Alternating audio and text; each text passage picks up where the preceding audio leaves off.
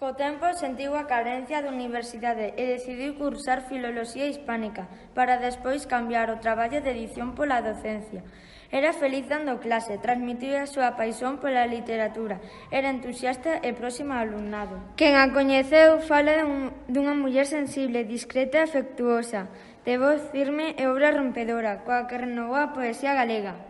O alumnado de terceiro tréinos unha actuación moi rimada que se titula Poemando a Leandro, na que o alumnado das dúas aulas recitarán poemas feitos a partir de obras de Leandro.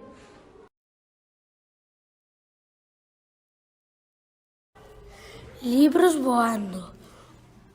O sol brilla mentras o faro ilumina. Os nenos xogan e os páxaros voan. A serea nada e o submarino baixa. Os nenos len e os animais tamén. As árbores sufren o vento e o rato len ao momento. A casa fai fume e o porco gruñe. As nubes flotan e os nenos voan. O neno surfea mentres o galo cacarea. A Pinocho chóvelle e o toupo nin se move. O pirata lé e a bruxa tamén. O páxaro cheira as flores e o gato mira as cores. O músico toca e a bailarina flota. O autobús. No autobús do Arco da Vella viaxan os nenos e as nenas. As burbullas de xabón acompañan a imaginación. Na excursión pola paisaxe pasan contentos rodando na estrada desta viaxe. Pola estrada da ilusión circula a modiño este autobús con precaución. Ilustracións máxicas.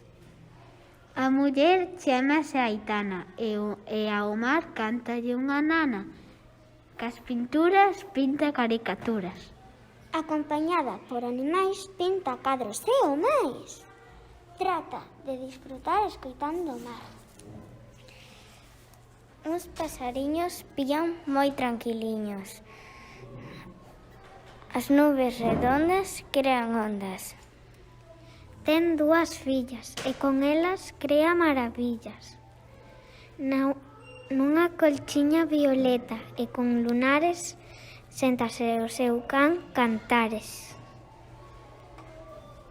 As abellas navegaban naquela naranxa no medio da natureza e das montañas. As abellas que voaban eran as que o vento vixiaba. A rapaza moi contenta miraba as ondas e os peixes que saltaban. O cabalo que soña. A nena acaricia o cabalo debaixo dun carballo mentres uns paxaros voan e cantan ledos e rápidos. O cabalo está campando mentras a nena o está acariciando. O tocadiscos toca música, os páxaros silban, a nena baila, os libros voan, os nenos corren e a nena descansa na árbore. Contos para dormir. O gatiño da miña habitación conta ovellas coa súa imaginación. Nas luces do meu cuarto hai unha cor que me deixa asombrado. Paraíso de ilusión na miña habitación. Este nen está na cama mentres pola noite os moches cantaban. O gato rosa non está facendo moitas cousas. A lúa por floresta e todo o latón iluminar.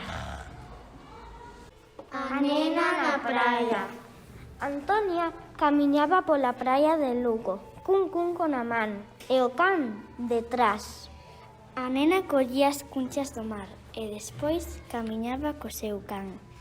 Os peixes nadaban no mar, mentres Antonia tiña un cunco na man. As ondas corrían, o sol brillaba e a nena desfrutaba cando o sol se afastaba. Cando a nena paseaba co can, o submarino metíase no mar. As nubes voaban no ceo tranquilo, voando sen ritmo. O avó. Está o avó sentado nun banco lendo un conto ás súas netas mentres cantaban os páxaros. O barco está navegando e os peixes están saltando. Este gramófono está estropeado e con este alboroto non se escoita ni rato.